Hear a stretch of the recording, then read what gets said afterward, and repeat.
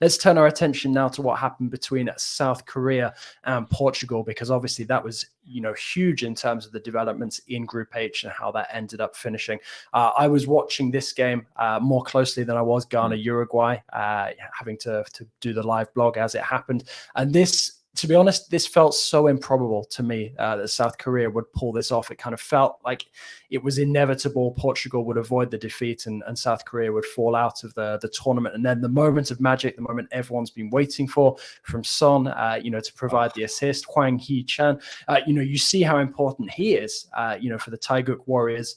He came on with about 20 minutes to go, gets the goal, and suddenly Korea are celebrating a place in the knockout phase. Were you celebrating that goal, Mike Lahoud? Were you willing them on? Because I know that before the tournament, you were saying there were sort of dark horses. You fancied them to get out of the group.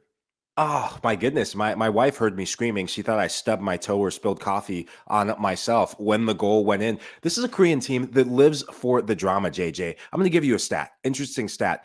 Their last 7 World Cup goals have come in the 90th minute or later. Take you back to 2018 against Germany. It just had to be Son.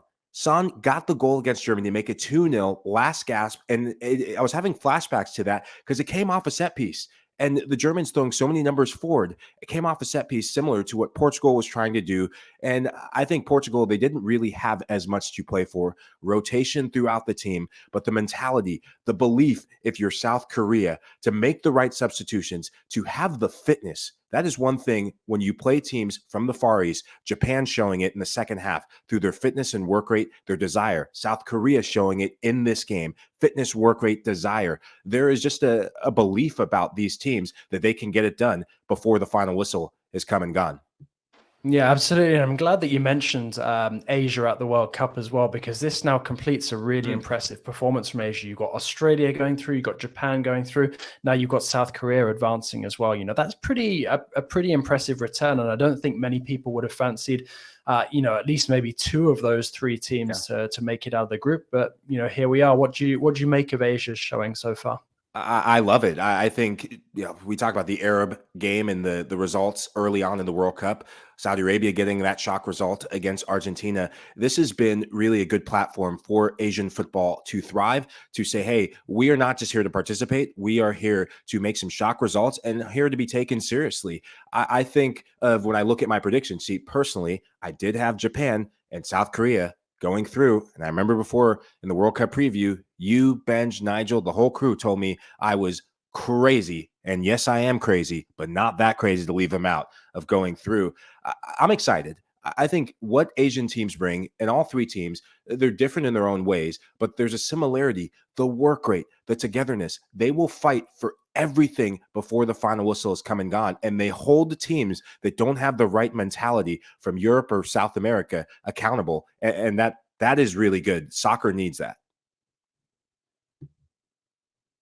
I think as well, something about this game that was really interesting was it was a battle between two of the talismen of their teams. You've got Cristiano Ronaldo for Portugal. Obviously didn't get rotated out, which could have been a temptation for Fernando Santos. Wasn't happy when he got subbed off after 65 minutes, but didn't have the most productive outing for the Portuguese. And Son, I mean, I think many of us probably celebrated that goal at the end as much for Son as for Korea, because he's had a difficult tournament. We know that he really pushed himself to get himself back. He's been playing with the facial mask the entire time, and really didn't contribute much, if anything, in the first 2 games, and was having a bit of a stinker, to be honest, in this third one. And then suddenly provides the assist at the end, and that sends Korea through. I mean, that must be a really a huge boost for him and for the team. But, does this make them sort of dangerous outsiders now in the next round, do you think? Or is this as far as it's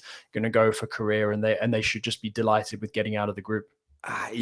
As I said in every episode we've done, it's hard to ever count any team truly out because they deserve to be here. And, if our producer Des Norris has the meme, a happy Son is what everyone pays their money to see. We see it in the Premier League week in and week out with Tottenham Hotspurs, and we want to see it. And maybe my coffee hasn't hit yet when I said to tee up a meme, but Son in that first game, he looked lost. He looked like a player who was trying to find himself. Mind you, he's been out coming into this World Cup, had the facial injury in that Prem match. So it was always going to take him a bit more time to get up to speed. And JJ, you said that in this match, he didn't really do as much. But when you're an attacking player, when you're the captain of your team, when you're the face of your nation in the soccer sense, all it takes is one moment to make your mark on a World Cup. The way to the pass. I look at that play, last gas, Hwang is making the run.